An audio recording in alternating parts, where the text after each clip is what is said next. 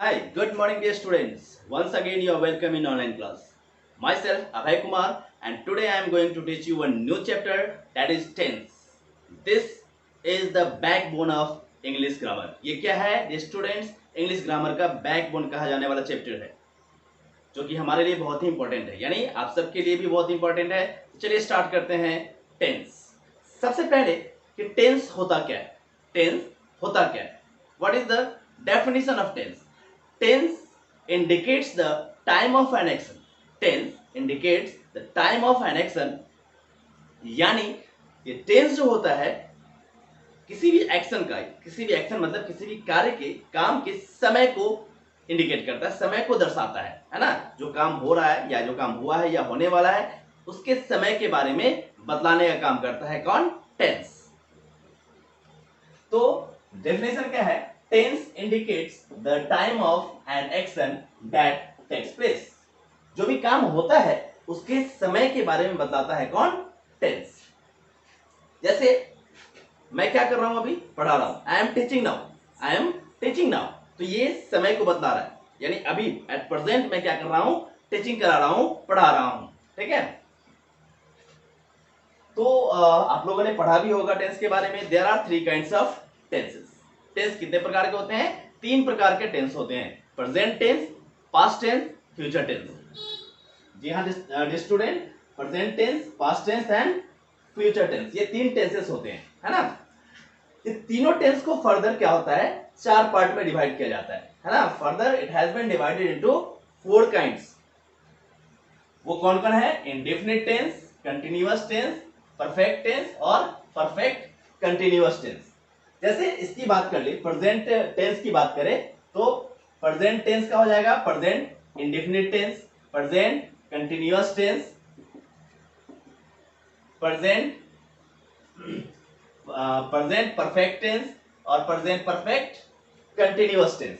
उसी तरह past tense का हो जाएगा past indefinite tense, past continuous tense, past perfect tense और पास्ट परफेक्ट कंटिन्यूअस टेंस। फिर फ्यूचर की बात करें तो future indefinite tense, future continuous tense, future perfect tense and future perfect continuous tense. इस तरह से इसको चार भाग में डिवाइड किया गया है। ठीक है।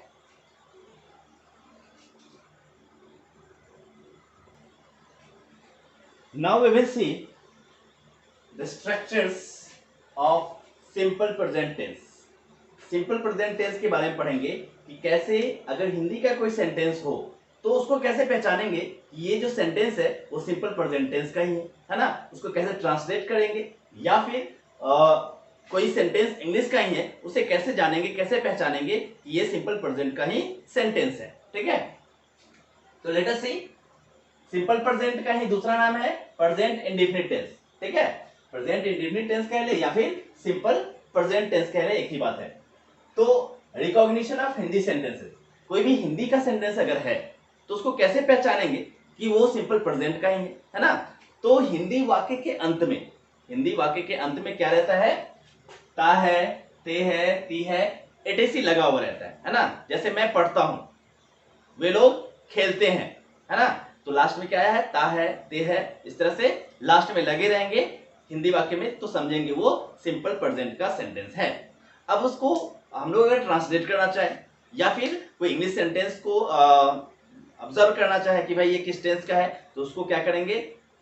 इसका स्ट्रक्चर देखेंगे और स्ट्रक्चर के अकॉर्डिंग पहचानेंगे। तो सिंपल प्रेजेंट का अफर्मेटिव सेंटेंस, अगर सेंटेंस कैसा हो, अफर्मेटिव सेंटेंस हो, तो उसका स्ट्रक्चर होता है subject plus V1 oblique V5 plus object. यहाँ पे V1 ऑब्लिक V5 का मतलब या तो V1 आएगा या फिर V5 आएगा। ठीक है, दोनों में से कोई आएगा। और other word, O for object भी होता है, ओ फॉर अदर वर्ड भी होता है। तो यहाँ पे ऑब्जेक्ट अगर आता है तो ऑब्जेक्ट कह लेंगे या फिर उसको हम लोग अदर वर्ड भी कह सकते हैं। तो यहाँ ओ देने का ये सर्टेन नहीं है कि यहाँ ऑब्जेक्ट ही होगा, यहाँ पे अदर वर्ड भी हो सकता है। तो लेट अस सी सम एग्जांपल।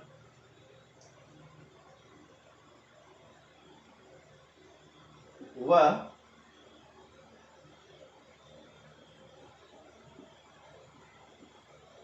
क्रिकेट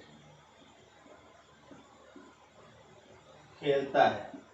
ठीक है, this is this is Hindi sentence, ठीक है। तो इसमें कह रहा है क्या, लास्ट में क्या आना चाहिए, ता है ते है आना चाहिए। तो इसमें ता है आया है, इसका मतलब ये इस टेंस से बिलोंग करता है, सिंपल प्रेजेंट से बिलोंग करता है। और इसको अगर ट्रांसलेट करना होगा तो हम लोग क्या करेंगे, इस स्ट्रक्चर पे। तो सब्जेक्ट, इसका सब्जेक्ट कौन है, वह, तो हो जाएगा ही।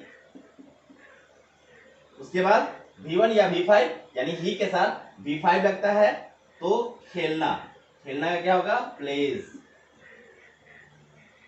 उसके बाद ऑब्जेक्ट या अदर वर्ड कौन है, क्रिकेट, तो क्रिकेट, फुल स्टॉप, ठीक है।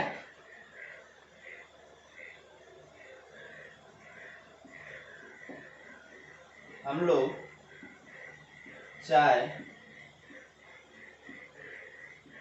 पीते हैं, हम लोग चाय पीते हैं, लास्ट में क्या है हिंदी वाक्य के, ते है। तो समझ लेंगे ये कौन सा टेंस का है, सिंपल प्रेजेंट टेंस का है। और उसको अगर ट्रांसलेट करना होगा तो हम लोग कर देंगे वी टेक टी, है ना। ही के साथ V5 लगेगा और V के साथ V1 लगेगा। किसके साथ क्या लगेगा मैं अभी बताऊंगा, है ना। तो देख लेते हैं, ही रहेगा, सी रहेगा,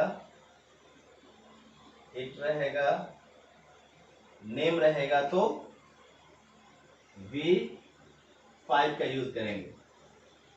आई रहेगा, वी रहेगा, यू रहेगा, दे रहेगा, और नेम्स रहेगा तो V1 का यूज करेंगे, ठीक है। नेम और नेम्स में कंफ्यूजन नहीं होना चाहिए। नेम का मतलब सिर्फ एक नाम रहेगा सेंटेंस में तो, और नेम्स का मतलब एक से ज्यादा नाम रहेगा तो, यानी इस सब में से कोई रहेगा तो V5, इन सब में से कोई रहेगा तो V1 लगाएंगे, ठीक है। तो ये था एग्जांपल। अगर ये हिंदी सेंटेंस नहीं है, सिर्फ इतना दिया हुआ है, ठीक है, थोड़ा देर के लिए मान लेते ये नहीं है, सिर्फ ये एग्जांपल दिया हुआ है कि भाई ये सेंटेंस किस टेंस का है, पहचानना होगा तो हमें याद करना होगा कि subject plus V1 oblique V5 plus object किस टेंस का होता है, सिंपल प्रेजेंट टेंस का होता है। तो ये ही हो गया सब्जेक्ट, ये भी प्लेस V5 हो गया, और ये ऑब्जेक्ट। तो subject plus V1 plus object किसका होता है, सिंपल प्रेजेंट टेंस का होता है। इसलिए ये सेंटेंस किससे बिलोंग करता है, किस टेंस से बिलोंग करता है, सिंपल प्रेजेंट टेंस से बिलोंग करता है। सेम इसमें भी वैसे ही पहचानेंगे। नाउ निगेटिव सेंटेंसेस, ठीक है। निगेटिव सेंटेंसेस यानी नकारात्मक वाक्य, है ना। तो निगेटिव सेंटेंस में जनरली नॉट लगा होता है, लेकिन सिंपल प्रेजेंट में ऐसा नहीं है, उसको थोड़ा सा चेंज करेंगे। क्या चेंज करेंगे, subject plus do oblique does plus not plus V1 plus object. इसमें क्या लगाते हैं, डू या डज ऐड करते हैं, उसके बाद नॉट जोड़ते हैं, और हमेशा V1 आता है। जब भी डू डज आ जाएगा सेंटेंस में तो कभी भी V5 का यूज नहीं करेंगे। क्या यूज होगा, सिर्फ और सिर्फ V1 यूज होगा। तो इसी को हम लोग ट्रांसलेट कर लेते हैं। वह क्रिकेट खेलता है, तो इसका निगेटिव बनेगा वह क्रिकेट नहीं खेलता है, तो इसका इंग्लिश हो जाएगा ही, वह का ही, और ही के साथ क्या लगता है, V5 V1 बताए थे। अब हम निगेटिव देख लेते हैं थोड़ा सा, कि निगेटिव सेंटेंस रहेगा तो किस सब्जेक्ट के साथ क्या लगेगा, किसके साथ डू लगेगा, किसके साथ डज। तो अफर्मेटिव में जहां जहां हम लोग V5 लगाते थे, निगेटिव में क्या लगाएंगे,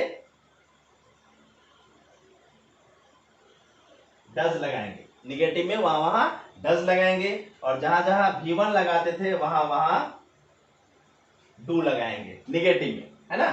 तो ही के साथ क्या लगेगा, डज लगेगा, तो ही डज लगा दिए। उसके बाद क्या लगाना है, नॉट लगाना है।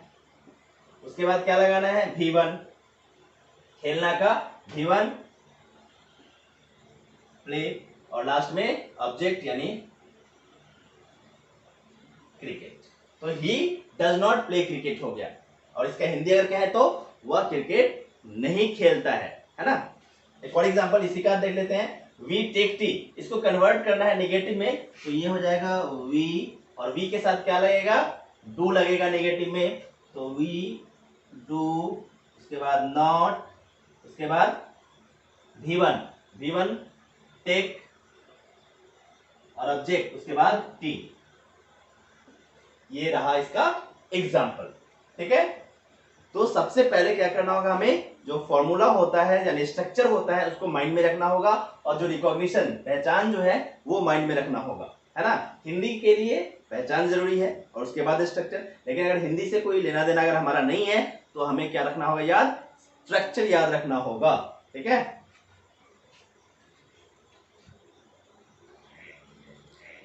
Now we will see interrogative sentence. अब हम लोग देखेंगे क्या इंट्रोगेटिव सेंटेंस। इंट्रोगेटिव सेंटेंस का स्ट्रक्चर क्या होता है। इंट्रोगेटिव सेंटेंस मतलब प्रश्नवाचक वाक्य।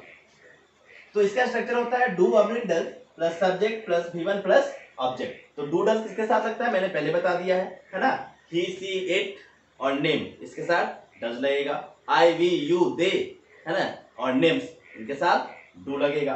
ठीक है, तो ये स्ट्रक्चर होगा किसका, इंट्रोगेटिव सेंटेंस का। एज फॉर एग्जांपल, अगर से हिंदी का कोई सेंटेंस है, क्या मैं क्रिकेट खेलता हूं, है ना, क्या मैं क्रिकेट खेलता हूं, तो क्या बनेगा, मैं क्या पहले क्या आएगा, मैं क्या होगा आई, और आई के साथ क्या लगता है डू, तो डू पहले आ जाएगा।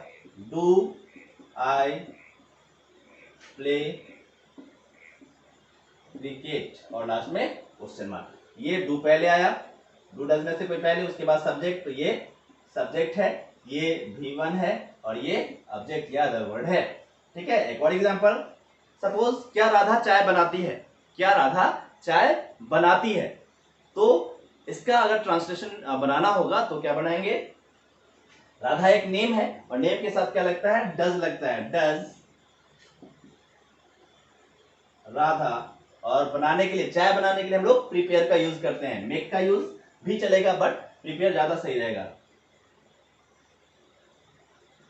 डज राधा प्रिपेयर टी और क्वेश्चन मार्क। ठीक है, इंट्रोगेटिव नेगेटिव। इंट्रोगेटिव नेगेटिव का स्ट्रक्चर होता है do oblique does plus subject plus not plus V1 plus object plus question mark. इसी को हम लोग कन्वर्ट करते हैं किसमें, इंट्रोगेटिव नेगेटिव में, तो हो जाएगा डू आई, उसके बाद not, do I not play cricket. इसको कन्वर्ट करेंगे तो हो जाएगा डज राधा प्रिपेयर टी। ठीक है, इसका अगर हिंदी मीनिंग देखें तो क्या होगा, do I not play cricket, क्या मैं क्रिकेट नहीं खेलता हूं, है ना। और इसका होगा डज राधा प्रिपेयर टी का होगा, क्या राधा चाय नहीं बनाती है, और ये नॉट छूट गया, does Radha not prepare T होगा। ठीक है,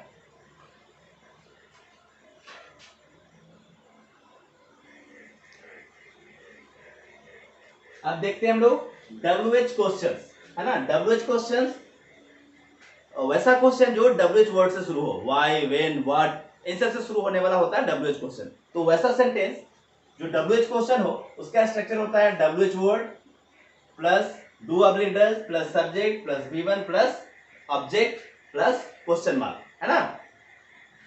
तो एग्जांपल से हम लोग देखते हैं कि कैसे बनेगा। तो अगर हिंदी का कोई सेंटेंस ले लेते हैं, जैसे राधा चाय क्यों बनाती है, राधा चाय क्यों बनाती है, तो क्यों का पहले आएगा, तो वाई पहले होगा, WH वर्ड वाई, उसके बाद डू या डज, तो राधा के साथ क्या लगता है, डज लगता है, इसलिए डज पहले आएगा, वाई डज, उसके बाद राधा प्रिपेयर टी और क्वेश्चन मार्क। ठीक है, हम लोग अंग्रेजी कैसे बोलते हैं, एक सेंटेंस ले लेते हैं कि हम लोग अंग्रेजी कैसे बोलते हैं, तो उसको ट्रांसलेट करना होगा, तो क्या होगा, हाउ डू वी स्पीक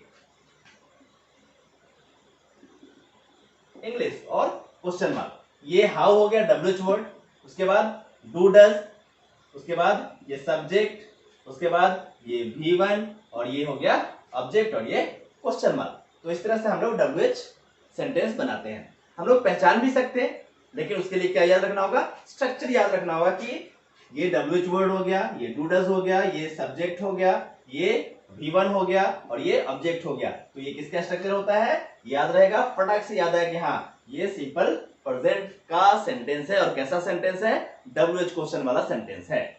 ठीक है, इसके अलावा स्ट्रक्चर के अलावा और बहुत सारे सेंटेंस जो होते हैं वो सिंपल प्रेजेंट में आते हैं। जैसे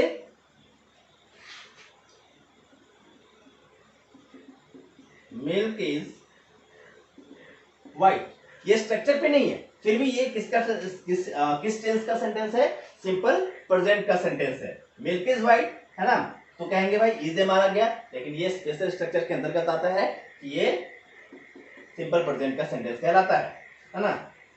इस तरह का बहुत सारा सेंटेंस है जिसको हम लोग पढ़ेंगे नेक्स्ट क्लास में। आज के लिए इतना ही, दैट्स ऑल, थैंक यू। अगर आपको वीडियो पसंद आए तो please subscribe my channel and press the bell icon, ताकि आपको न्यू वीडियो का नोटिफिकेशन मिलता रहे। That's all, thank you.